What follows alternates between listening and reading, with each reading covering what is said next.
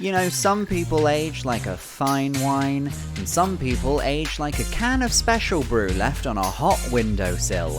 Whichever one you are, get ready to talk about those pesky little emotions of yours, because it's time for another episode of I've Had a Rosé, Let's Talk About Feelings. Please welcome your host, Sam Lake. It was me the whole time. Hello, everybody. Welcome to another episode of I've Had a Rosé, Let's Talk About Feelings. And don't talk about my husband. That will be relevant later. You'll see why. You'll see why. And today, my guest is the lovely Laura Lexx. Hello. Hello. Thanks for stopping by. Oh, thanks for having me. Oh, you're very welcome. How are you? What's going on? I'm good. I'm on tour at the moment, so I'm really enjoying having so much stage time. Oh, you know? Do you like the stage? I love the stage, babe. You like the stage, you like a laugh. I am, and I'm not having tour support, so I literally get like 90 minutes a night. So you're barebacking the tour. You're doing it all. Yeah, like if people take a punt and turn up and it's not for them, they're in trouble because there's nothing else. Is there no break in between what would be the support slot and the show? Yeah, there is a 90. little interval. So I sort of come out and I do like sort of 25 minutes of sort of getting to know the crowd and a little bit of really old stuff if it fits in, but I have no plan. Then I have a story that I'm sort of telling most shows. Then we have an interval, and then the second half is a lot more like the show. You know, the festival hour kind of a thing. But I just really wanted to like have loads of time for me, but also like then each show's kind of different because you know who's in and you've got these silly little in jokes that you've developed in the first bit, so you can kind of bring them back. And, you know, it's fun. It's really fun. It's fun to have fun. How long have you been on tour? Oh, not very long, but then the tour's not very long, so I think there's like 20 dates to the tour, and we've done... That's a long tour to done me. 6 of them. 6? Yeah. So we're less than halfway through. Yeah. And still feeling energised? I love it. Yeah? I'm really loving it. We were just talking that you like to drive as well. I do. Are you driving everywhere? Yes, I think so, because I've nearly done all the ones that are really far away now. All the far away leg is early on. Yeah. But yes, because of the logistics of having a child and a dog and touring, and my husband is on tour at I know we're not mentioning husbands, but Don't talk. The temptation to get a wine glass, like a prop wine glass. He's on tour at the same time as me. Interesting. So okay. It's a little bit of a logistical nightmare, this tour. So I'm trying to stay away as little as possible. Yeah. So I'm really only staying away when I physically can't get home. So could you not have put the child and the dog on their own tour? Yeah. And then you're all touring. Like sold them to a circus for a couple of months. It's good life experience. Well, actually, I take the dog with me to a lot of the tour. It's only really the child that I jettison. Yeah. She loves it. I do have to phone her from every venue and show her the microphone that I'm using. She's like, which microphone you use? And I sort of have to like show her each venue. So whenever I do the sound check, I'm on FaceTime to my kid. Like all these venues must think I'm such a like You've made us sound a little mum. like Borat there. But that's how she talks. What microphone you use? Honestly, that's how they talk when they haven't developed all of their grammar properly. So she's only been talking for a couple of months, and so and it's all in the third person and just very direct, you know. Oh, great! I love it. It's really funny. She's not self-centered. Yeah, well, she is. Oh, she's my child. What choice did she have? And you're here in Edinburgh at the moment. Do you like Edinburgh? I love Edinburgh. Yeah. I've just left my sister a really long voice note though, because so usually when I come to Edinburgh, I come with her because she lives in Inverness. Well, not even in Inverness, like an hour outside of Inverness, like rural. Inverness. Yes. Yeah. Mm-hmm. Out of everywhere. And so normally when I do Edinburgh, I find a way to like blend it in with seeing her, and so I'll do it on the way up or the way back, or we'll meet here and like turn it into a weekend, and she couldn't come, so I'm a bit sad that I've had to do an Edinburgh visit without her. But also it's a long time since I've come here because I haven't been coming to the Fringe lately, so and it's so lovely to be here while the Fringe is not on. Oh, I mean, it's so good. I live here. Yeah. It's quite nice. Yeah. It's quite nice. It's amazing how welcoming a city looks when there aren't photos of every single one of your colleagues' faces on every street. Yeah, where everywhere. It's not like a bathtub of anxiety and competition. And I've known that because I've been here several times over the year out of Fringe season. So I've always, like, I've known how lovely it is. But I think having had that break from the Fringe, it's particularly nice to be back and just... Back to the cobbles. Yeah, and doing a show last night, because that's the other thing with touring is like,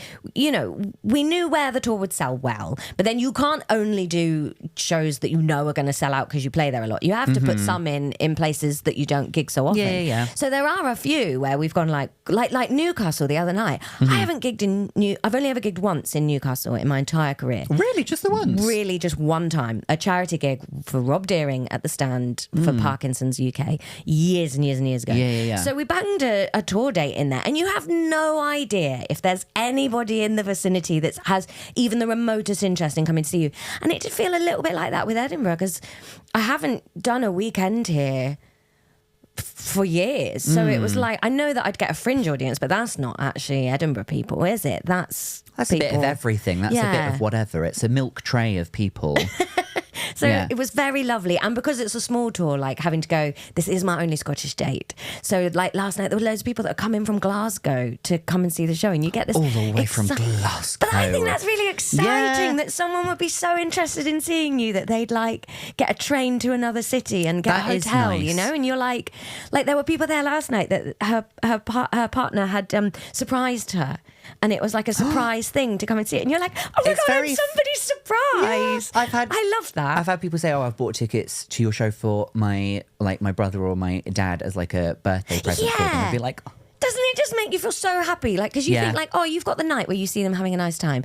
But then you think like, oh, I've had tickets and stuff before and somebody's printed it out and put it in an envelope. And like my dad would always, like, I remember once they got us tickets to see Robbie Williams when we were kids or teenagers, you know. Yeah. And so he'd like decorated this page with different pictures and printed it out like, you are formally invited to it. And I'm like, it's really just a vehicle for a little craft project. Yeah. And that's always nice. But a technical one, so Dad's happy. No actual glue or cutting and sticking Very involved. to the point, very administrative. Yeah.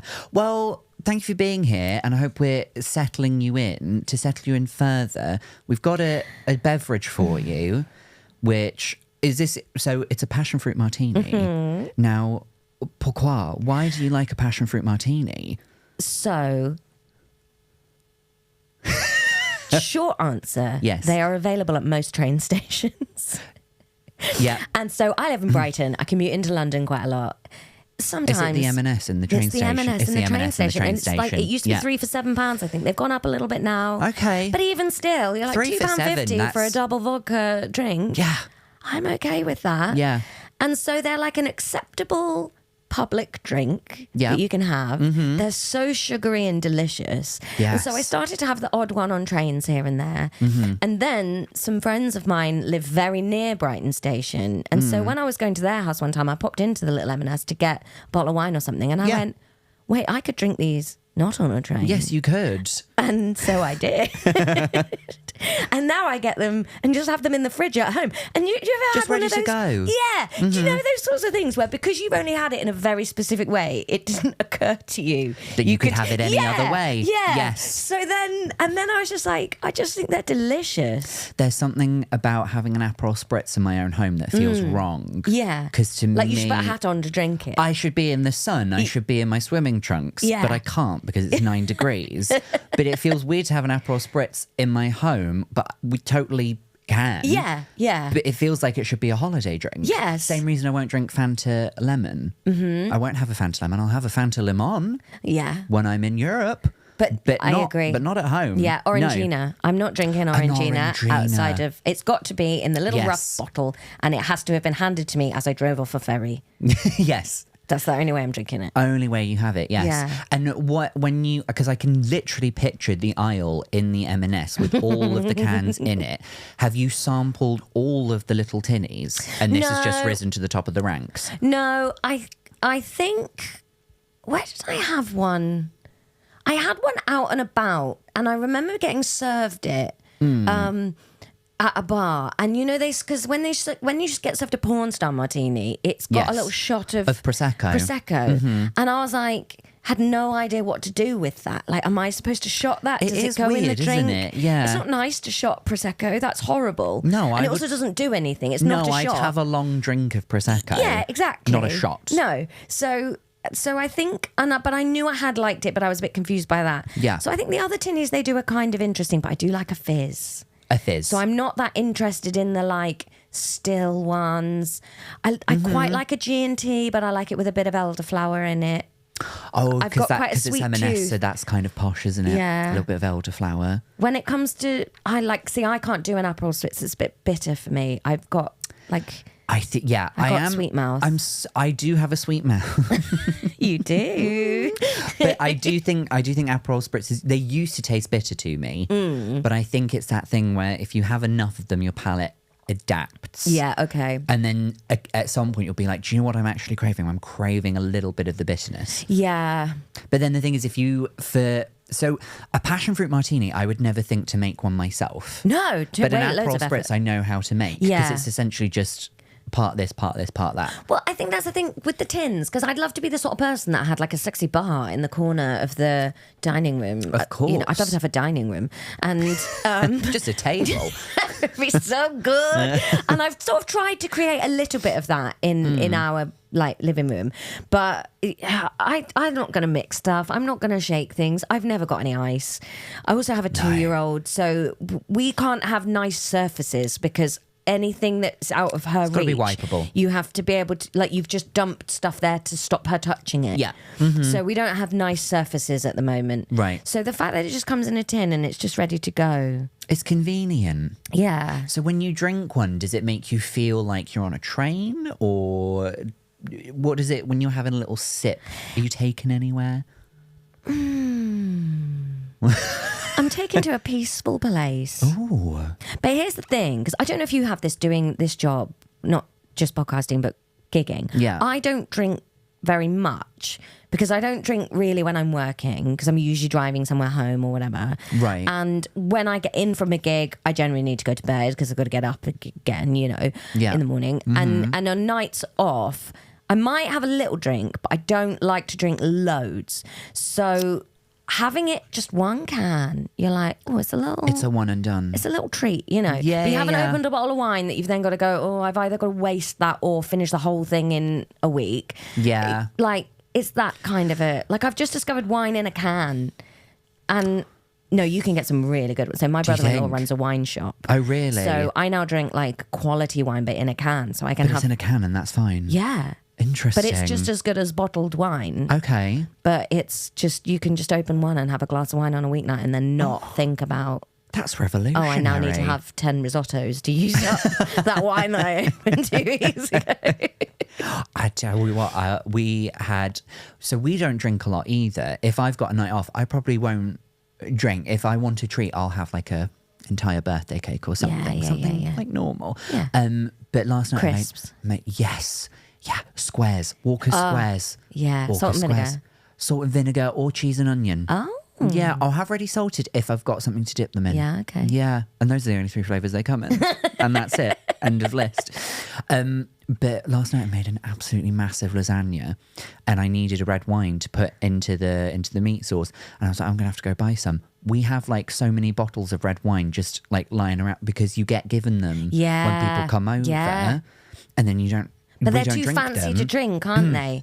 Well, I did Google it before I opened it to cook with it because I was just like, what if I'm accidentally opening like a really expensive bottle? It was £8.50. No, It's fine. lovely. It's fine. See, I've hit a point now where I'm drinking those now. Like, I really like sparkling wine, but I can't drink Prosecco anymore because I've hit an age where the sugar makes my stomach turn to jelly. It does your tummy. You get the runs the next day, don't you? I don't know if I get that. I do feel like Prosecco gives me a headache. Yes, it does. Very much like it does. Naomi Malone in Showgirls, where she's like, champagne gives me a headache. Yeah. Now let's have a lesbian experience. That's exactly what happens to me every time I have Prosecco. Every time you have Prosecco. Yes. Yeah. But I love a fizzy wine. So I've hit the point now where I'm that bougie and middle-aged where I only drink English sparkling wine or English champagne. sparkling wine. Or like, what's it called? Like Carver or Brut. What's it? No, Yes. what's it called? No, I know the one. Moet? Yeah, that's kind of stuff. Like, Yeah. And I was at a food fair in Bristol last week with my brother, and there was like an English sparkling wine there, and I was like, yeah, I'm going to support this thing and buy this. It was from Somerset, not? which is where Yeah. I'm from, so I was like, buy that. And then I was like, I put it on the shelf, and then I was like, put it in the fridge and and drink it. Yeah. You're going to just have it, and you're not going to just have it there waiting for something in your life that's special enough to drink it. You're just going to do it today. Today was special enough. Yes. And it was delicious. I think that's such a good attitude to have. Yeah. When we got married, we got a few bottles of, I'm going to say it wrong because it's so fancy I don't know how to pronounce it, but Veuve Clicquot. Yeah. Veuve Clicquot. You see it a lot of the time on Below Deck. Yeah. And some people will just be like, oh, what is that? No, I only drink Veuve. Only Veuve, please. Yeah. But we got so many bottles of that.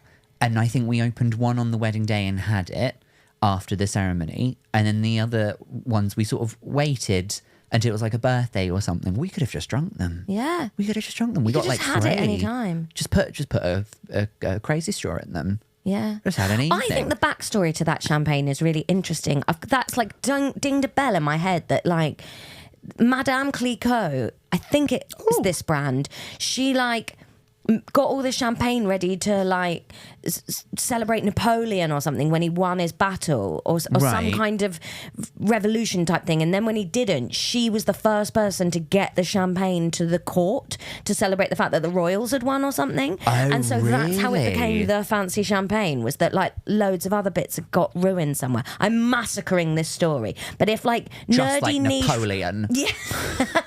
If nerdy niche half remembered history is your thing, go and have a look at like the origins of, I'm sure it's Clicquot. Someone will comment below. Yes. And say, well, actually. And I'm happy to be actualised because I know I've got most of that wrong. Consented to an actually. Yeah. Someone will be like, no, that was Donna Perignon. And yeah, an here's the unsolicited information. actually is but it was uncalled for, definitely a woman who'd like organised loads of carts and horses or something, and so got her champagne somewhere quicker, and it was a brilliant story. It sounds like she invented prees. Prince of what? Prees, like pre-drinking. Oh, yeah. She was like, Do you I'm just ready call them to prees go. now? Is that where the young people are? Prees. Yeah. Prees? Would you call them prees? Looking at the other people in the studio who are much younger I think I just don't go to anything that I could pre-drink for. Do you know what I anymore. think it is? I think when you get older, it becomes less about prees and more about day drinking. Yeah.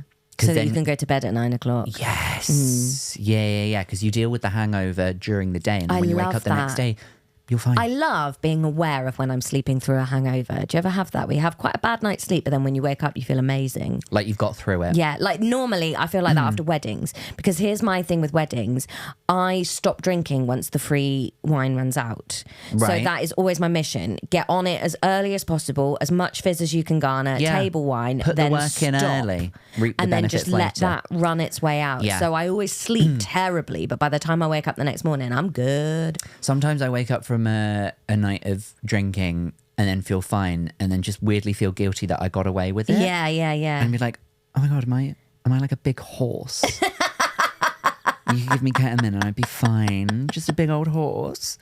I kind of wish now we had got wine, because I feel like it's more on topic for your chosen topic. And when I say, when you sent me what the topic would be, me and Claire frothed up. Yes. We're I think you sent me a message saying you were tingling. I was tingling. That's not to say any other guest topics haven't interested me. The thing is, though, if we were going to have wine, what I'd have had to have done is, for this last 10 minutes, just be casually mentioning my own wine. That, like, you're like, you know me, I always drink Pinot Grigio, and everybody's going, do we? Is that a thing we know about you? And then suddenly, what? Yeah. Or just like when you go up to the bar and they go like, do you have Vida? Do you have Vida tequila? Do you have Vida tequila? We're talking about the Real Housewives. Everyone calm down. We're going to have a good time. Let's start with like a sensible sort of like, let's look at this from like an academic perspective. There are plenty of reality TV shows. Yes. Some have stood the test of time, some haven't. The Real Housewives, very much its own universe, its own thing. Why do you think The Real Housewives is such compelling television? For me, it's twofold. Okay. Maybe it's fivefold. I don't know. Here's some reasons, basically. As long as something's getting folded. I'm not going to limit myself to a number. One, it's comforting. There's loads of it. So you Very can get to know some comforting. characters and you can just hang out with them for ages. Hundy P. And when I travel a lot, it's nice to know I've got the same people in my pocket. Boom. Two, Yes. it is a masterclass in the unhappiness of successful people because these people are miserable and insecure and they have everything. Yeah. So it makes me go, wow, I don't want anything you've got. Three, it's genuine switch off my brain time for me because it's not scripted. It's not an area I want to work No. in. So I can't watch comedy panel shows. I'm too much of a little green jealous monster because I want to be on them. And also it triggers that part of your brain that goes like, what would I say if I were asked that question? Yeah. And the scripted comedy stuff, I watch some of it if I really like it, but a lot of it makes me go, I wonder what the pitch was that got this made. Oh, that script's interesting. Oh, Yeah. blah, blah, blah, blah, blah. Or, Too close. oh, it's that guy that Yeah. I'm friends with, blah, blah, blah. And I don't really like scary stuff, so I don't watch anything dramatic. I don't want to see people crying, blah. Right. So this is pure switch off. The other thing that it is for me is like fascinating to me that I can watch a whole series and go, I know who the bitches are. I know who the only sane person is. Yeah. I don't even understand how anybody could have a point of view that's not mine about this. And then you watch series 2 and it's flip reversed. Oh, and yeah. you're like, how am I Team Ramona?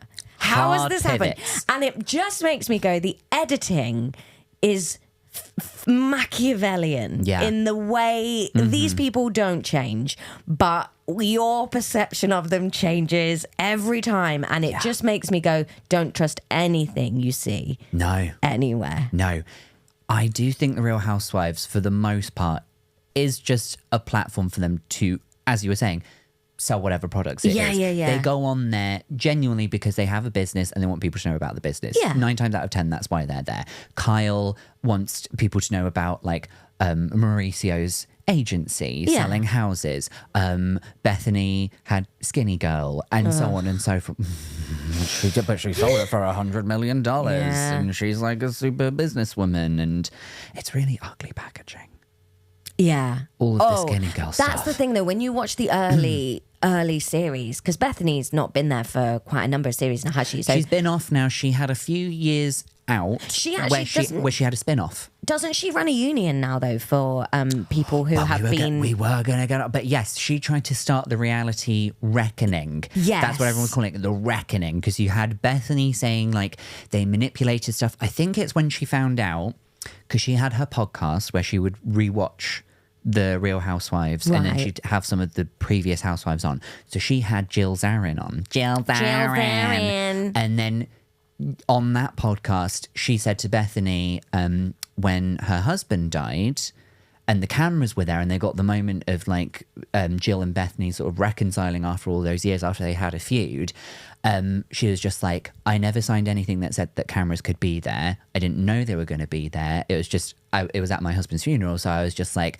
I'm just going to accept that they're there and I wanted to see when that was that. And then on the podcast, she was like, I didn't say they were going to be there. And then Bethany was like, oh my God, I thought there was some kind of blah, blah, blah. And then she was just like, oh my God, they're twisting everything. They're making stuff happening that we would probably say no to if we were told about it. I think also in New York, do you remember Leah?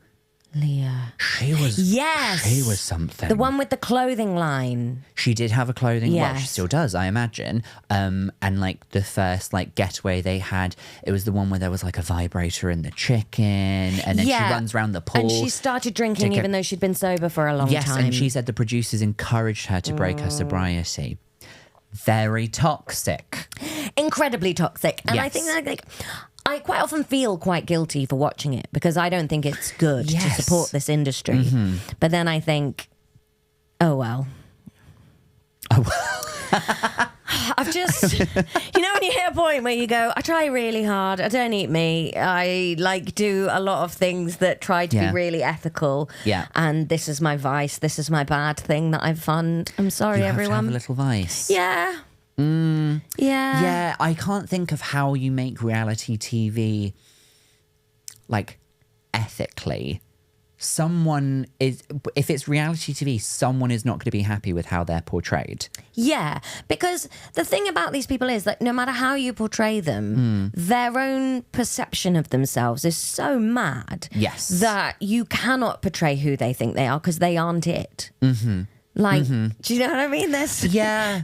Who do you think is the biggest victim of that? Because a name popped into my head immediately. Oh, hang on. Okay.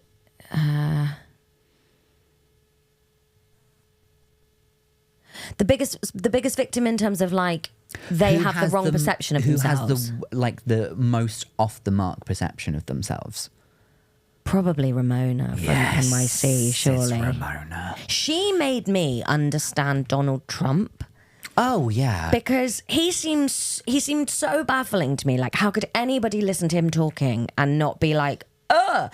And then you'd hear the New York ones, like especially Ramona talking, and you'd be like, this is Trump's speech pattern. This is exactly the same. But it's of that sort of like it's that sort of like generation and class where people like Donald Trump were way more normalized. Yeah. In the new reboot of New York, nothing of the sort. No. Which I was quite nervous about this reboot. I was miserable when they reset that because I was just like, no. And I didn't watch it for a little while because I was like, no, I won't. And then I started watching it and I was like, and I've watched series 1. I haven't watched the series that's currently coming out. It was a little bland, but then I thought it's a first series. They have to be a little bland with the first series. And then I went to, so I'm currently watching Orange County because I caught up on all the ones I'd started. And then I was like, I'm going to go right back. And I'm missing Bryn. And I was like, ooh, that's a good... Claire's making a face. She does not miss Bryn. You don't like Bryn? If you're... From New York? But if you're talking about anything in the new series, we can't. We can't. Oh, see, now this is exactly what I mean with the editing. Yeah. Even that, I thought she was the worst apart from Sai on season 1. No! I'm thinking of Erin, ignore me. I love Bryn. I thought you liked Bryn because you said last night, not that we discussed off mic, but Erin's the one that you're like, are you Jennifer Aniston? She does have a look of Jennifer Aniston, and she talks like her too. She does a little bit. Yeah. This brings me to like one of many hot takes that I think we'll both share. Yeah. Over the course of this episode. One of my hot takes, and I was thinking about this because it applies to Erin. I don't want to watch The Real Housewives where one of the housewives is like, I'm just like, very down to earth. I'm a woman of the city. I don't want it. I don't want a woman who's stable and knows who she is. I want a woman who's unhinged and thinks she's 4 different people. And that's what I want. And Erin does a lot of like, don't tell me about New York. I'm a city girl and everything. I came from very humble beginnings. But don't you think Erin is like the Kyle of New York? Yes, she is. Because Kyle... She is, though. No, she is. She's not centre enough. Not yet, but there's only been like a season and a half. Because Kyle is like your normal of Beverly Hills. Yes. And so you're like, oh, she's the one that's sort of least outrageously wild. But she is a ball of issues in terms of her neediness. And I think that's where Erin is, because you started to see it at the end of series 1, like she can't handle being attacked. She knows she's privileged, but she also doesn't really want to be called out on that privilege in any way. And it's like, you're this one that is sort of season 1 got centered around her being the sort of normal one and everybody else had a flavor. But actually, the further in you go, you're like, you're the need pig. This is such a definition between sort of like old generation housewives and new generation housewives, because old generation, I think the first series I properly watched was Beverly Hills. So that's me too, because it was on Netflix and that was how I ended up then subscribing. And that's like the ultimate, like, here is privilege and we know we have privilege. That's why you're watching. You're watching because we have lives that you otherwise wouldn't have access to. And I was like, yes, num, that's what I'm watching for.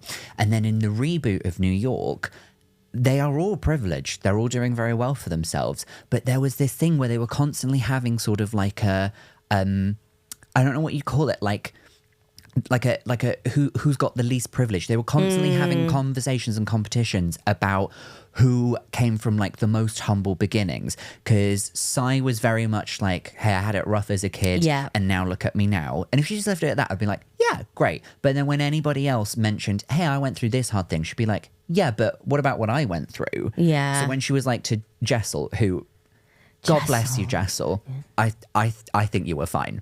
I love Jessel. I think she was fine. But when she was just like, here's all my issues, then Sai was like, well, why are you bringing that? I've gone through much worse things. You can't compare them.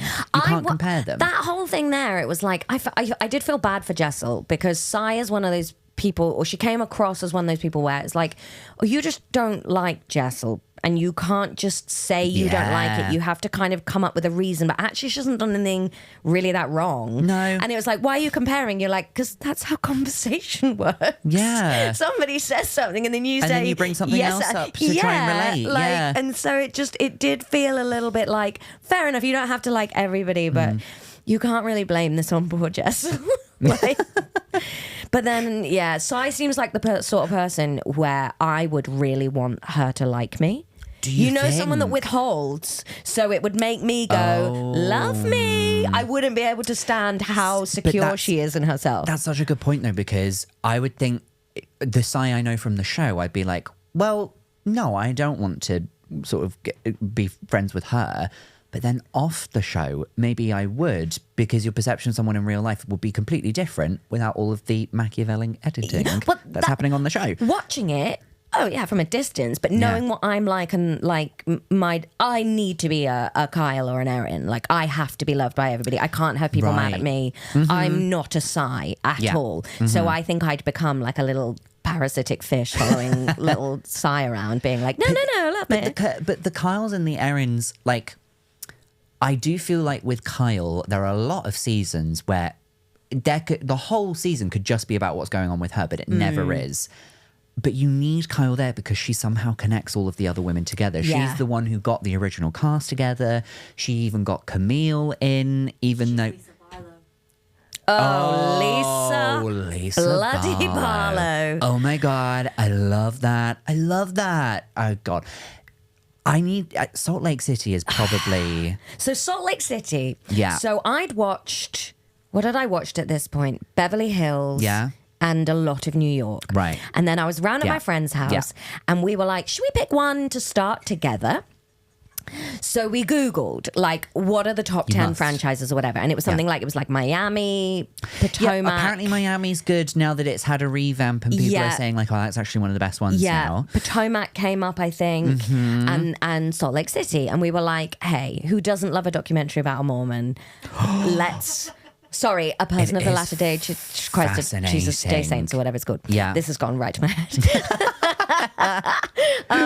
And so we started to watch it. And in episode 1, the storyline is that Jen turns up to a lunch smelling like hospital. Oh my God. And Mary can't bear the smell of hospital because she was in hospital for 14 days having all of her odor glands removed.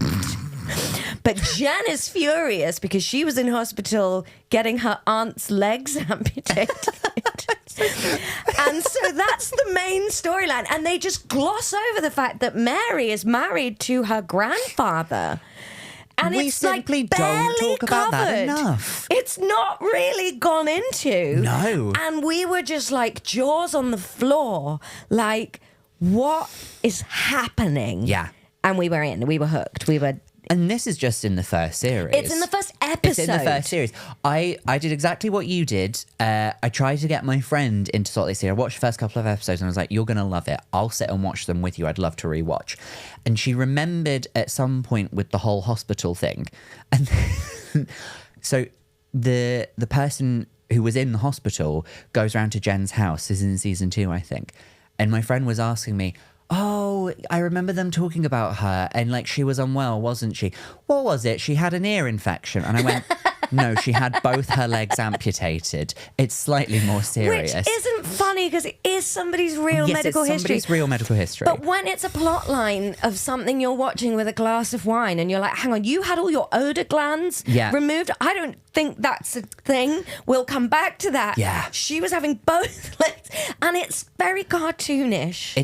It's such an important thing for a good housewife series to have some good storylines. Yeah. I would say where current New York is struggling is that all of the storylines are, I heard you said something about me to somebody else, and then somebody else told me about it in a different way to how you said it. And rather than just come to you, I'm going to come to everyone else first, and then we're going to discuss it as a group at a public event. But I find that slightly repetitive Especially if that's all of the storylines. But it's like, I think the problem that Real Housewives has is that they're now trying to operate in a more moral environment of the world. So they haven't got a Kim Richards or a Jen Shah or an absolute wild card. Yes. Because it's not very ethical to do that, maybe. No. So they're trying to keep the same thing without having a clearly exploited person in Yes. it. And then it's a sort of a bit of a, is that going to work? Because I think that's where New Jersey's always been perfect, is that Teresa is whatever Teresa is. She's a landmine of a human being. Come in. But she's not like so vulnerable that you're worried about her. She's sort of vulnerable and evil? Question mark. I do see what you mean, yes. I do think in Teresa's case, she was very much led astray by her husband. In terms of think. some of her stuff, but then like Teresa is... As in the reason she went, that like she genuinely became a criminal and went to prison. Sure. But then in terms of her behaviour to other people... That's all on her. That is on her. Yeah. But you can't feel sorry for Teresa because every time you start to feel sorry for her, she sells you another business. Yeah. She's doing yoga or cooking A recipe book where each recipe is full of ingredients. Exactly. So Yeah. she's like the perfect Real Housewife. Or a Ramona who's absolutely... whatever Ramona is, but Yeah. you're not worried that she's being taken advantage of because she's no. absolutely capitalizing on her brand of psychopathy. I loved Ramona, and I do think, I mean, she's not associated. They don't associate her much with the Housewives anymore because she did some like quite. It got quite racist towards the end, didn't yes. it? Yeah. Now here's my thing with Ramona. Loved all of the chaos that she had on the show. I loved Turtle Time. I loved her walking down the catwalk just with the eyes outside of her skull. Just, I loved every time that any man that either came to fix something in her flat or was there for whatever reason, immediately flirting, immediately owning her sexuality. I was like, good, you know what? Good for you, Ramona. Good for you. But in the last season, when they brought in Ebony, lots of people, and I think this is maybe one of the other toxic things about Housewives, is that the discourse can get quite toxic. A lot of people were saying the show got cancelled and ruined because of Ebony because she wouldn't stop talking about race. And I actually think you can't not talk about race when you put someone who's a person of colour next to someone who has quite obviously got a lot of racist tendencies. Yeah. So I think Ramona is the reason that the reboot happened. Absolutely. And they tried to hold us over with Ultimate Girls Trip, Yes. which only did so much. Yeah. It wasn't quite what people needed, but it was fun. And now we've got the new girls. Yeah, I think it was time for them to go because also I think the portrayal... I mean, I've never been to New York. I don't know what I'm talking about. I don't care. I've had a rosé. Here are my feelings. No one's ever said, like, the name of the show in the middle of the show. Well, hello, it's me. But I got the feeling that the New York that Real Housewives of New York was portraying no longer fit with New York. Very old money. It was like, you know, I loved it when Jill Zarin ran a cloth She shop. just sold carpet. Yeah. She just sold a good rug. Yeah. And what's wrong with You're that? like, well done, Jill Zarin. Still Yeah. working in the shop during the day. Of course you do, Jill Zarin. And Ramona was like a picker, wasn't she? She sold like She was surplus. like a buyer or something? Yeah, she sold surplus Yeah, to things. yeah, And do you remember like Alex McCord and her husband? And she became a model, and then she was Yeah. just like, this isn't just like a fun hobby, this is a serious job that I'm going to be making money Yeah. from. And then her husband, who I think was obviously bisexual, and there's nothing wrong with that. They were just they were too comfortable with who they were for everybody else in the show, I think. Yes. Because I was super, I didn't like them. And then I was like, why don't I like them? They're just very okay with who, anyway. But like, I think that was a portrayal of maybe like a pre-2008 New York. Yeah. And actually, they needed to update that to be like, this is much more contemporary. Yes. Because obviously you can't show the whole of a city in one show. It's ridiculous. We're talking about the privileged people of a city, but I think even that has changed, maybe. Mm-hmm. Yeah, because even when I look at some of like the things where they live, like there's less grandeur. Like the success is still there, but it's manifested in different ways. Yeah. Like there's no... They talk about a brownstone quite a lot. They do talk about a Which brownstone. I've heard about from the Unbreakable Kimmy Schmidt. Well, I mean, like one of the most iconic locations in all of Housewives history is Sonia Morgan's townhouse. Sonia Morgan. Now, she is a classic Kim Richards, isn't she? She is a bit of a Kim Richards. She is. I used to worry about a lot. I was like, she was one where I'd be like, I'm scared for you sometimes. You are just so sad. Yeah. And like, so in my podcast, we do Patreon episodes, you know, like bonus bits like you guys do. And I do it with my brother. And for our birthdays each year, we have to give each other something that we're passionate about. So my brother watched one episode of each franchise that I'd seen and then had to report back to me on his findings. And like with New York, like he couldn't keep up with who anybody was called. So he was like, the snootster, Luann. Like the Snootster's done this and Crazy Eyes has done this. And then with Sonia, he was just like, this woman won't stop talking about a toaster oven. And I don't know what never happened. And she just seemed so lost and broken. And I've never ever wanted to help somebody that I couldn't help or didn't particularly need my help or would have accepted my help, but she wasn't in a place to accept it. No. And from what I've heard of what she's up to now, she's still not accepting it. Oh, really? Apparently. I think she was on... Is it her that's got a show with Luann where they go on a farm? They go to Crappy Lake. I haven't watched it. Have you watched it? I've seen the whole thing. It's insane. Because I love Luann. So I regularly listen to Luann's music. She's doing a UK tour. She came to Brighton. Of course she did. But I couldn't afford the tickets. It was at the Brighton Centre. And I talked to my friend about it. It was something like 70 quid a ticket. And we were like, for what will essentially be a bit of a joke, I can't afford to spend 70 The price of the ticket, Luann, please, we'd love to go. But we'd love to. But just for a slightly more affordable price. Please, if that's okay. But I would love nothing. We're just down to earth normal girls like you. We're just down to earth. We're women of the city. So we get it. See, I even worried about Luann for a while. You know when she got married to the guy? Well, she fully went to rehab twice. Oh, yeah. Because her girls' trip, is it Ramona she goes on a girls' trip with? And it's post-divorce. Because I usually watch a girls' trip as a refresher between series of other as in franchises. when they go on like the vacation the ultimate episodes. Trips. Yeah, I usually watch a series of that between franchises as a palate cleanser. So Luann and Ramona have been on 2 ultimate girls' trips. So was Sonia, because just Ramona, sorry. Luann and Ramona did the first Ultimate Girls trip, which was where it was like the all-stars from all of the different franchises. So it had Teresa and Melissa. Yes. It had I think that's the one where I decided. Cynthia and Kenya. Yes, that's the one where I decided to watch New Jersey. Yeah, Kyle was on it. Yes. Someone else was on it and I've forgotten to. And then they did Ultimate Girls trip where it was just ex-New York girls. Right, and I haven't seen that one. Well, it had Kelly Ben Simone. Oh, I hate Kelly. That, if we're talking about who you were worried about, Kelly Ben Simone literally could not put a sentence together.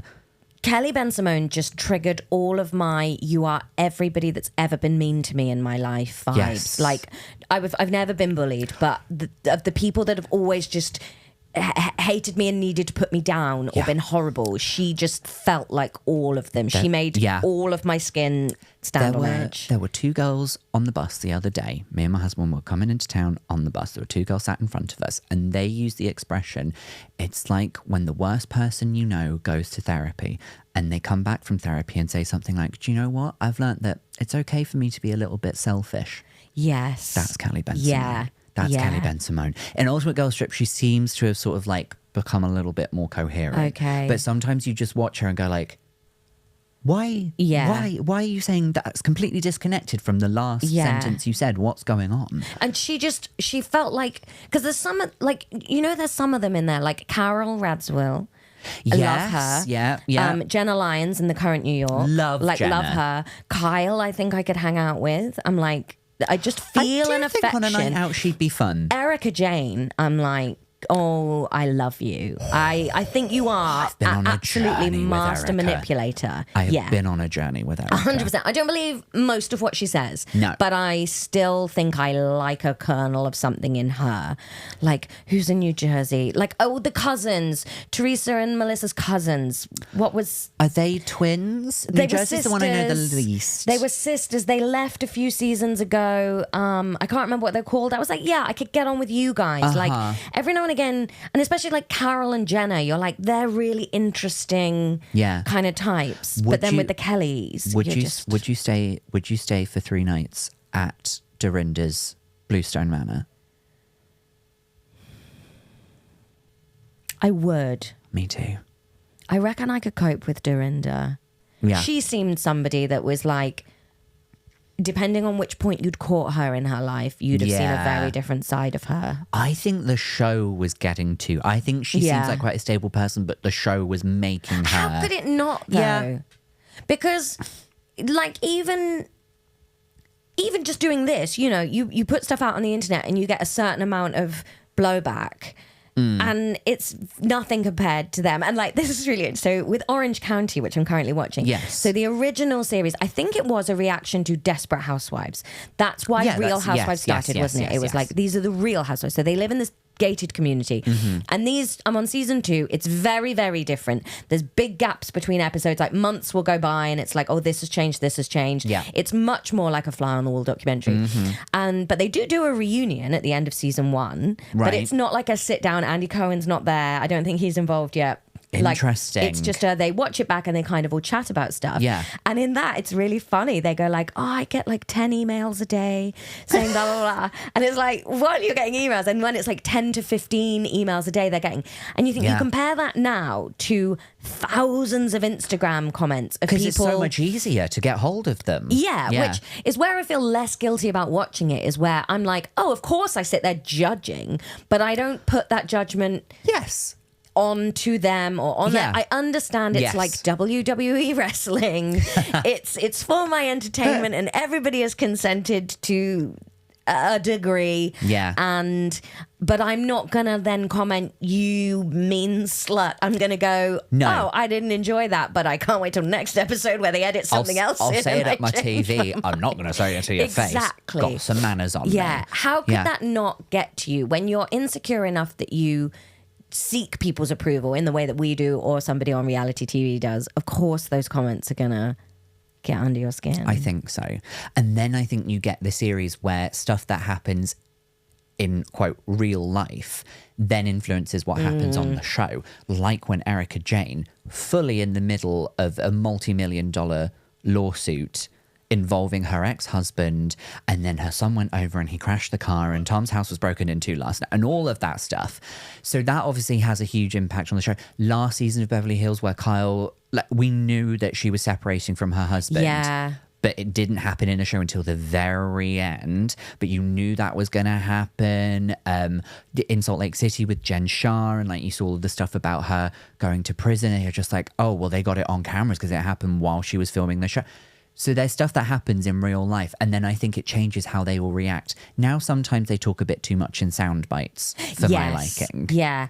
And I think it was like Carol was interviewed on something saying like, there's so much digging on each other back off screen now, which was not how it was when it started. But now they're all trying to, like in New Jersey, isn't it, with Margaret Josephs in the latest one? And there's like a private eye that Teresa's new husband has hired to like spy on people, and it's all got a bit like, apparently in Atlanta, which I haven't seen much of Atlanta. For the ones that I don't actually watch, I see like the clips of online.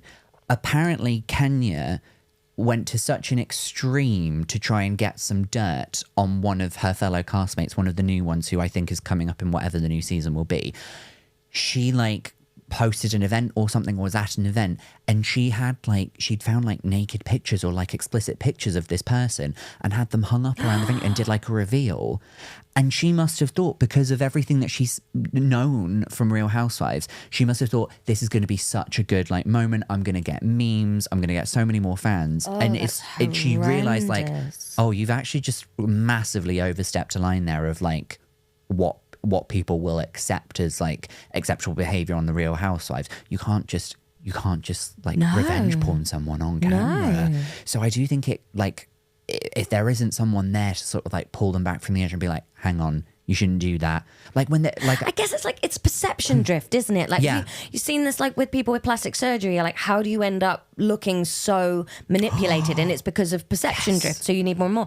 Perhaps it's like that when you're on the show that you are looking at it in plot points. Like New Jersey got a bit like that towards the end because people were accusing each other of being boring or bring to the show. And Teresa sat there and went like, I had a baby on the show. I did this and this. And it's like, oh my goodness, do you have to sit there each year and think like, what can I do to my life? Yes. To keep myself on this show. Yeah. We have to wrap up the main episode. Normally in the after show we would answer somebody's question or issue. I think we just keep talking about the Real Housewives. Yeah. We just keep having a go. But to sum this up, do you have a favourite Housewives quote? Oh, because that is a lot of the success of the Housewives is because it is so memeable and viral. This is where my memories are all dreadful. I tell you what, my latest thing that I just have howled with laughter at was in the latest series of Beverly Hills, where Erica Jane is having therapy because she was horrible in the series before. Oh, yeah. And she's sitting there with a therapist who's like, you just have to have some empathy with the housewives of why they were asking you these questions and blah, blah, blah. And she just went, and how does one have empathy? Yes. It's like the most amazing so funny. Like, oh. Also, can I just say, because it's happened a few times, I think a good therapist would say, maybe let's not do the therapy on your reality TV show. Oh my God, we haven't even talked about all the times they have seances and stuff and like read their stars. I can't believe we haven't discussed this yet. After show, we're talking about it all. We're gonna talk about that medium who came into the Beverly Housewives and she was just like, I know how all of you are gonna die, and I love that about myself. Great stuff. I think my favourite quote, it's a little underrated, but it's in the Amsterdam scene. The Amsterdam scene. Yes. And you know who's a bit of an unsung hero in that? Eileen. Because she's a bit of a fan favourite. Yeah, because you forget that she like actually had quite a voice in that argument. And I just always think about when she goes, Beast, how dare you? I invited you into my home. Well, right now I can't think one thing to like about you right now in the moment. I just love that she was trying to be so sassy and she didn't quite get there, but it's so iconic in the same way. I loved everything about it. Eileen. Listen, we've got to do the last bit of the show. Yes. But I promise we'll talk more about the Housewives in the bonus episode. So this is quick fire feelings. Okay. It's 5 random things. Okay. And you just very quickly tell me how they make you feel. It doesn't have to be one word. You can say what you like, just right off the top of your dome. Okay. Are you ready? Yes. We asked this to everybody. How do you feel about dark chocolate? No, thank you. Great answer. Love that. How do you feel about Thorpe Park? Thorpe Park, love it. Had my honeymoon there. Really? Not honeymoon, hen party. Oh, okay. Yeah, sorry, hen party. Yeah. Lovely. Loved it. Did you wear hen party gear? Kind of. I had a Mike Wazowski t-shirt and all of my friends had Sully ones. Oh, okay. Lovely. I hope there wasn't. I hope the mic. Nothing sexual. Nothing sexual. Nothing sexual. I just really love like Monsters, a big Inc. willy that's blue and purple. Me and Tom once went to a Halloween party as Mike and Sully, except he was Sully from Sully Sullenberger, the pilot, and I was Mike. So it's pretty incomprehensible. That's good. I love it when couples do bits. Yeah. I do. How do you feel about a novelty tea towel? No, thank you. Not for you. I don't like novelty kitchen stuff at all. Not a novelty apron? No, I don't want mugs that don't match. I'm not interested. Oh, okay, fair enough. How do you feel about Scottish dish, haggis, neeps and tatties? Love haggis, love neeps, love tatties. Yeah, love it all. It's a love all round. Love it. Very good. And finally, how do you feel about foosball? Foosball? Foosball. What's that? Tabletop football. Oh. There's one out there. well, I'm glad it exists. I don't want to do it, but I'm sure that's fun for somebody. My memory with that is just the ball getting stuck a lot. It's not as much fun. It's not as much fun when you actually start playing it. You remember it as being more fun. Yeah. Yeah. I actually don't think I remember it as being fun, though. Well, nobody's making you... I do remember my dad playing live foosball once, where you all went in and strapped yourself to a bar and like you all had to like run sideways together, you know, to get to it. It was like... Is that not just football? No, because you're strapped to a line, so you can't like you run around. physically You're are on physically a in a bar. foosball bar, yeah. I don't think we Maybe need I that. dreamt that. That might not be real. We'll cut it out of the episode. Quick trademark it. It's been lovely to chat to you. Thank and you. we'll chat more about Housewives in the bonus episode. But for the main episode, is there anything you'd like to plug for our listeners? You're on tour? I'm on tour until the end of November 2024. So when you're binging this in 10 years, you can't come. I have a podcast with my brother called Lex Education, where he is teaching me GCSE science. And you should listen to that from episode 1. And it's very bingeable. It's 200 odd episodes now. You have a good binge. You could have such a good binge on You could that. have a great And binge. you'd learn. And it's way more ethical than Real Housewives. Yeah, yours is sensible programming, and this is just bloody filth. Put it away, you little dirty bastards. You can follow the show at I've Had a Rosé, where we're putting out clips. I know you like the clips and the little bits of content. And somewhere in the link below, you can find access to all of the bonus content of the show, of which we will be talking about Real Housewives in the latest episode of After Hours. So subscribe if you want to watch that. If not, we'll see you again for another episode very soon. Goodbye. Bye.